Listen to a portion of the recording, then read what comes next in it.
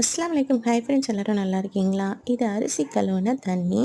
இது ஒரு 5 நாள் பாட்டிலில் மூடி வச்சுட்டு நீங்கள் அதுக்கப்புறம் ஒரு ஸ்ப்ரேயரில் ஊற்றி செடிகளுக்கு யூஸ் பண்ணிங்கன்னா ஒரு நல்ல ஒரு கிருமி நாசினியாக இருக்கும். கெமிக்கல் உள்ள ப்ராடக்ட்லாம் நீங்கள் வாங்கி யூஸ் பண்ணாமல் இந்த மாதிரி இயற்கையாக இருக்கிறத தயார் பண்ணி அடிச்சிங்கன்னா செடிகளும் நல்லா ஃப்ரெஷ்ஷாக இருக்கும், பூச்சிகளும் வராமல் இருக்கும். மிளகாய் செடி, சுண்டைக்காய் செடி, எலுமிச்சை செடி இதிலெல்லாம் மாவு பூச்சிகள் நிறைய வந்துடும். இது கத்திரிக்காய் செடி, இதுலேயுமே மாவு பூச்சி வந்துருச்சு. நான் எல்லாத்தையும் கொஞ்சம் முன்னாடியே ஸ்ப்ரே பண்ணிட்டதுனால கொஞ்சம் மாவு பூச்சியெல்லாம் கம்மியாகி நல்லா துளிர் விட்டு வர ஆரம்பிச்சிருச்சு. கருவேப்பிலையும் எல்லாமே சுத்தமாக போயிடுச்சு. நான் எல்லாத்துக்கும் இந்த அரிசி கழுவுன தண்ணியை தான் ஸ்ப்ரே பண்ணேன். மாவு பூச்சிலாம் ரொம்பவே நல்ல கண்ட்ரோல் ஆகிருக்கு.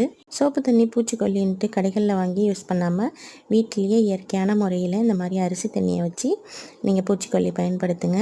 நல்ல துளிர் விட்டு செடிகளெல்லாம் ஃப்ரெஷ்ஷாக முளைக்க ஆரம்பிச்சிடும். இந்த வீடியோ பிடிச்சிருந்தா லைக் பண்ணி சப்ஸ்கிரைப் பண்ணுங்கள்.